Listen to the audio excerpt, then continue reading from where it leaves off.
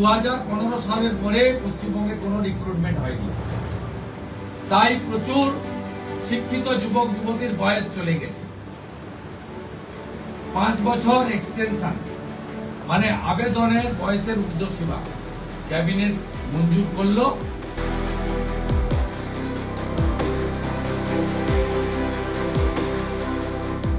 দীর্ঘদিন ধরে এ রাজ্য দেখেছে চাকরি প্রার্থীদের আন্দোলন, সেটা শহীদ মিনার হোক বা সড়কপথ, সর্বত্র চাকরি প্রার্থীদের আন্দোলনের ছবি ধরা পড়েছিল। কিন্তু নতুন সরকার এবং নতুন মুখ্যমন্ত্রী আসার পরেই দেখা যাচ্ছে একটি বড় সিদ্ধান্ত। যারা দীর্ঘদিন ধরে এই চাকরির আবেদনে বসেছিলেন সেই চাকরি প্রার্থীদের যাদের বয়স পেরিয়ে গেছে এই চাকরির আবেদনের ক্ষেত্রে, সেক্ষেত্রে আরও 5 বছর সময়সীমা বা বয়সসীমা বাড়ানোর সিদ্ধান্ত নিয়েছে নতুন সরকার। সেক্ষেত্রে যারা এতদিন ধরে আবেদন করছিলেন তারা কি মনে করছেন, যারা আন্দোলন করেছিলেন তারাই বা কি মনে করছেন, আসুন তাদের সাথে কথা বলে তাদের বক্তব্য আমরা শুনি। আমাদের ইন্টারভিউ বলছিল আপার প্রাইমারির যে আমাদের আন্দোলনটা, এটা আমাদের 1420 দিন আজকে হয়ে গেল। এখন যদি 5 বছর ওইটা বাড়ায় তাহলে ওই নতুন সিলেবাস আমাদের ওটা কোনো কাজে লাগবে না। কিন্তু আমরা যে ইন্টারভিউ থেকে বঞ্চিত আছি, যে আমাদের সিটটা পড়ে আছে, মানে 2016 সালের যে আপনার 8CB রুলসটা অনুযায়ী যে নোটিফিকেশান বেরিয়েছিল তাতে 5400 একটা সিট পড়ে আছে, আরও 5000 আছে। সেই সিটটাই যদি আমাদের নিয়োগ দিয়ে দেয় তাহলে আমাদের সুবিধা হয়। আর ওই 5 ইয়ার্স বাড়ানোতে আমাদের কোনো এখনও পর্যন্ত কোনো মানে সুবিধে নেই, ওটাতে কোনো আমাদের লাভ নেই। কিন্তু এই আমরা তো পাস করে আছি, টেট পরীক্ষায় কোয়ালিফাইড করে আছি, আমাদের সব আছে, শুধু ইন্টারভিউটা আমাদের হয়নি, ওই থেকে বঞ্চিত হয়েছি। সেই বঞ্চনাটা থেকে মুক্তি দিয়ে যদি ওই সিটটা আপডেট করে 5401 আর 5000 ওই সিটের মধ্যেই যদি আমাদের নিয়োগ দিয়ে যায় তাহলে আমাদের উপকার হয়। সরকারি চাকরি ক্ষেত্রে 5 বছর সময়সীমা বৃদ্ধি খুব বড় উদ্যোগ। নতুন মন্ত্রিসভাকে সাধুবাদ জানাই, কারণ দীর্ঘ 10 বছর এসএসসি ও অন্যান্য পরীক্ষা না হওয়ায় রাজ্যের অনেক যোগ্য ও মেধাবী ছেলে মেয়ের বয়স উত্তীর্ণ হয়ে গিয়েছিল। তারা আবার নতুনভাবে স্বপ্ন দেখতে পারবে এবং নিজের স্বপ্নকে বাস্তবায়িত করতে পারবে। বয়স সীমাটার মধ্যে যে রিল্যাক্সেশনটা দিয়েছে এটাকে আমরা সাধুবাদ জানাই। তার কারণ হচ্ছে অলরেডি এই বিগত যে সরকার ছিল সেই সরকার কিন্তু অনেক যে কারচুপিটা করেছে তাতে কিন্তু অনেকের বয়স দেখা যাচ্ছে যে তারা যখন চাকরিতে জয়েন করবে তারপরে দেখা যাচ্ছে যে হয়তো কেউ 2 বছর করতে পারবে, কেউ 5 বছর করতে পারবে, কেউ 7 বছর করতে পারবে। তো তাদের ক্ষেত্রে কিন্তু সেই চাকরির বয়সটা কিন্তু কমে যাচ্ছে।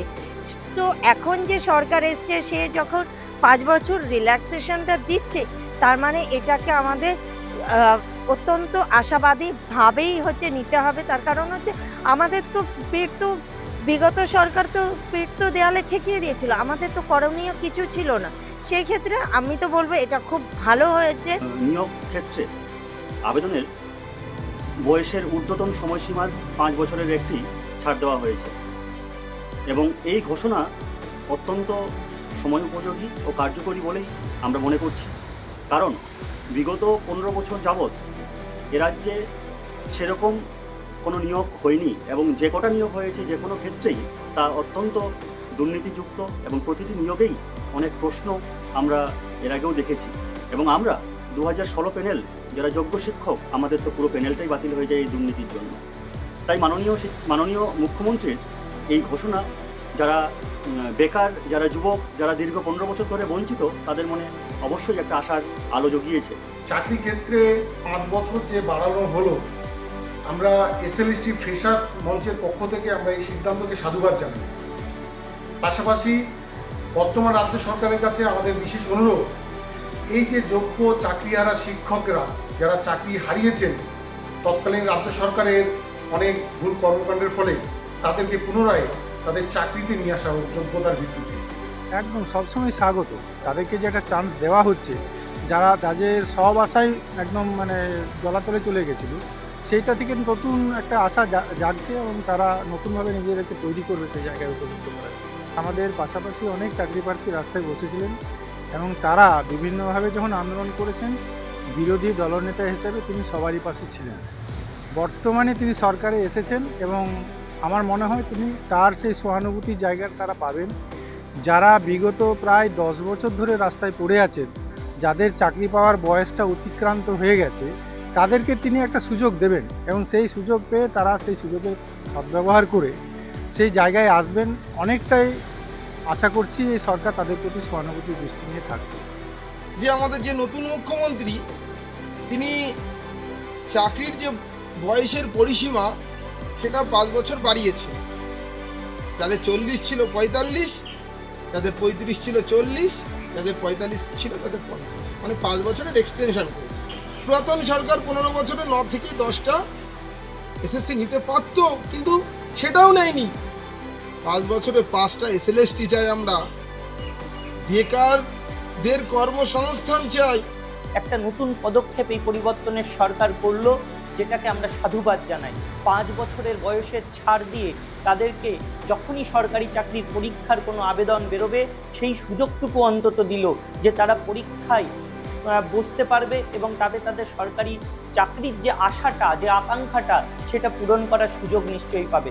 আমরা সাধুবাদ জানাই এই প্রচেষ্টাকে সরকারের, এবং আগামী দিনে আমরা এটাও চাইবো যে 2016 যারা যোগ্য চাকরিহারা, যারা রাস্তায় দিনের পর দিন শুয়ে থেকেছে, আন্দোলন করেছে, কিন্তু বিগত সরকার তাদের দিকে তাকাই পর্যন্ত নেই। যে বেকার যুবকদের যে বয়স পেরিয়ে গেছে, কোনো নিয়োগ দিতে পারেনি, 6.5 লক্ষ শূন্যপদই থেকে গেছে। বিনিময়ে খেলা, মেলা, মৎস্য, শিক্ষিত বেকারদের হাহাকার, শিল্প নেই, কলকারখানা নেই। সেখানে যে পরিবর্তনের যে সরকার এসেছে, জনগণের যে সরকার, সেই সরকার এসে দ্বিতীয় দিনেই আপনারা জানেন প্রথম ক্যাবিনেট বৈঠকে তাদের যে সংকল্পপত্রে ছিল যে তারা যদি ক্ষমতায় আসেন জনগণের দাবি মেনে 6.5 লক্ষ শূন্যপদে দুর্নীতিমুক্ত স্বচ্ছ স্থায়ী নিয়োগের জন্য বয়সের 5 বছরের ছাড় দেবেন, সেই ঘোষণা রাজ্যের মাননীয় মুখ্যমন্ত্রী শ্রী শুভেন্দু অধিকারী মহাশয় ঘোষণা করেছেন। আমরা চাকরিহারাদের পক্ষ থেকে এই ঘোষণাকে অত্যন্ত সাধুবাদ, ধন্যবাদ জানাই। চাকরি প্রার্থীদের জন্য সরকারের এই নতুন সিদ্ধান্ত কোথাও যেন একটি স্বস্তির নিঃশ্বাস ফেলতে সাহায্য করছে এই আন্দোলনকারীদের। যারা দীর্ঘদিন ধরে চাকরির দাবিতে পথে নেমেছিলেন, সেই আন্দোলনকারীরাই আজকে মনে করছে নতুন সরকার তাদের জন্য ভাবতে পারে বা তাদের জন্য ভাবতে চলেছে, এবং সেই কারণেই এই চাকরি প্রার্থীর যে বয়সসীমা সেটি বাড়ানো হচ্ছে। এখন এটাই দেখার বাকি যে দাবিগুলি রয়েছে এই চাকরি প্রার্থীদের, সেটি কতদিনে মান্যতা পায়। ক্যামেরায় স্নেহাঙ্কুরের সাথে অর্ঘজিতের রিপোর্ট।